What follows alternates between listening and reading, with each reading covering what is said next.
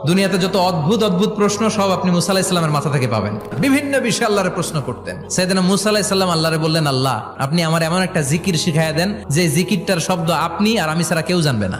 দিনে রাতে সব সময় এই জিকির আমি করব, আপনারে ডাকবো, কিন্তু শর্ত হলো এই জিকিরটা জানবে শুধু আপনি আর জানবো শুধু আমি। আল্লাহ বললেন, মুসা পড়ো লা ইলাহা ইল্লাল্লাহ।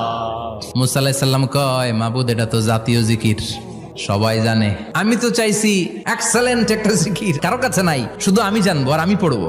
আল্লাহ বললেন, মুসা এই লা ইলাহাকে যদি এক পাল্লায় রেখে দাও, তাম বিশ্ব, 7 আকাশ 7 জমিনটারে তুলে যদি তুমি আরেক পাল্লায় রেখে দাও, লা রাজা